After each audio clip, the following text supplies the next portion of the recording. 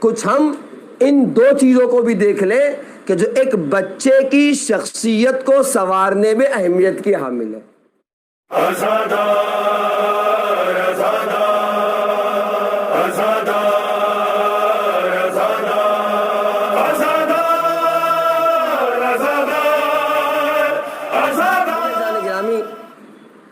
کسی بھی شخصیت کے سنوارنے کے لیے، کسی بھی شخصیت کو بنانے کے لیے تین چیزیں اس کے اوپر اثر انداز ہوتی ہیں.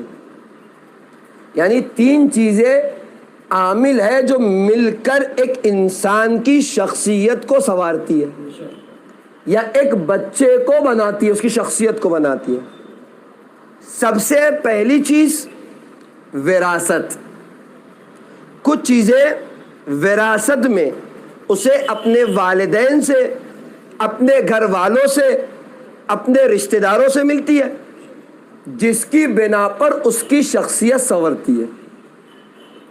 دوسرے اس کا ماحول اور اس کا محیط، کہ وہ جن لوگوں کے درمیان اٹھ رہا ہے، جن لوگوں کے درمیان بیٹھ رہا ہے، جن کے ساتھ اس کے معاملات ہیں، جو لوگ اس کے دوست اور احباب ہیں، وہ کیسے ہیں.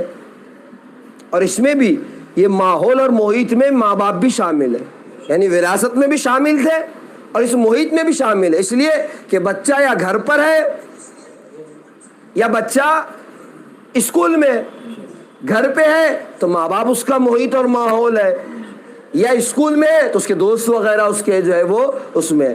تو پہلی چیز جو بچے کے اوپر اثر انداز ہوتی ہے وہ ہے اس کی وراثت، جو اسے ماں باپ اور رشتہ داروں، عزیز و اقارب سے ملتی ہے. دوسری چیز ہے وہ اس کا ماحول اور اس کا انوائرمنٹ، کہ جس میں وہ زندگی گزار رہا ہے، وہ اس کے اوپر بہت زیادہ اثر انداز ہوتا ہے. اور تیسری چیز ہے اس کی تربیت، کہ اس کی تربیت کیسے کی جا رہی ہے.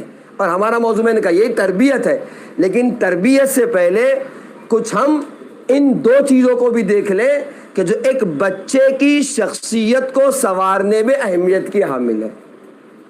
اور ان دو چیزوں کو بیان کرنے کے ساتھ جب ماحول کے مسئلے میں ہم آئیں گے تو ہم آپ کی خدمت میں پیش کریں گے کہ اسلامی اعتبار سے ایک خاندان کو، ایک فیملی کو کیسا ہونا چاہیے. اور قرآن کی روشنی میں بہت سی کمیاں، آج خود میں اپنے اندر میں نے آیت دیکھ رہا تھا، جب آیت کی تفسیر دیکھی تو کتنی کمی ہمارے اندر ہے. یعنی اسلام نے کیا زاویہ پیش کیا، اسلام کن باتوں کو پیش کرا، ہماری زندگی کسی اور طرف جا رہی ہے. تو جب ماحول میں آئیں گے تو ایک خانوادے کو کیسے ہونا چاہیے اسلامی نگاہ سے، خاندان کو، ایک فیملی کو، اس لیے کہ یہ بھی بچے کے اوپر اثر انداز ہونا ہے، تو اس کی طرف جائیں گے. لیکن آج پہلے حصے کی طرف چلتے ہیں، وہ ہے وراثت.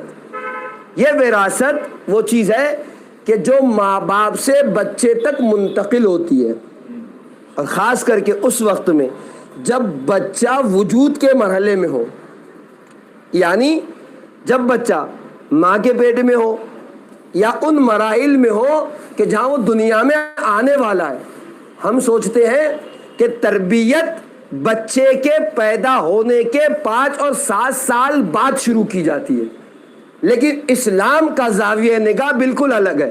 جس دن سے اس نے ماں کے شکم میں جگہ بنائی، اس دن سے اس کی تربیت کے مراحل شروع ہو گئے. اب غور کریں، اسی کو وراثت کہتے ہیں کہ اب جو بھی ماں باپ کریں گے، جو بھی والدہ دیکھے گی، ہر چیز کا اثر اس کے اوپر ہوگا.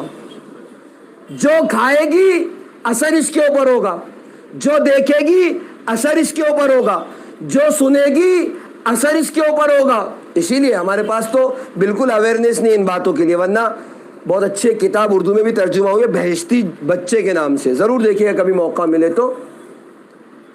ہر دن کے اعمال اہل بیت نے بتائے، ہر دن کی غذائیں بتائیے کہ جس دن بچہ شکم ماں میں آ گیا اس دن سے ماں کی ذمہ داری شروع.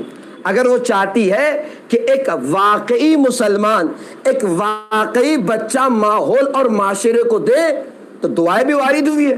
سورے بھی وارد ہوئے اور نہ دعائیں اور سورے، بلکہ غذائیں بھی تاریخ اسلام، غذائیں بھی اسلام نے بتائی ہے کہ کون سی غذا ماں استعمال کرے گی تو بچہ کیسا ہوگا، شجاع بچہ چاہیے تو کون سی غذا استعمال کرے گی، ہے نہیں، فلاں چاہیے تو کیا ہوگا، سخی بچہ چاہیے تو کون سی غذائیں استعمال کرے، سب اسلام نے مفصل ہمارے لیے پیش کیا ہے۔ یہ اور بات ہے ہماری کوتاہی ہے کہ نہ ہمیں وقت ملتا ہے، نہ ہم کتابیں اٹھاتے ہیں، نہ ہمیں دین سے مطلب ہے، ہم نے کلمہ پڑھ لیا مسلمان ہو گئے، ہمارا کام ختم، ہمارے بچے پیدا ہوں گے تو مسلمان ہیں، لیکن حقیقت میں ایسا نہیں۔ اگر ذرا سی اویئرنیس ہمارے اندر آ جائے تو ہم اپنے معاشرے کو بہترین عزادار، بہترین مسلم، بہترین شیعہ عطا کر سکتے ہیں۔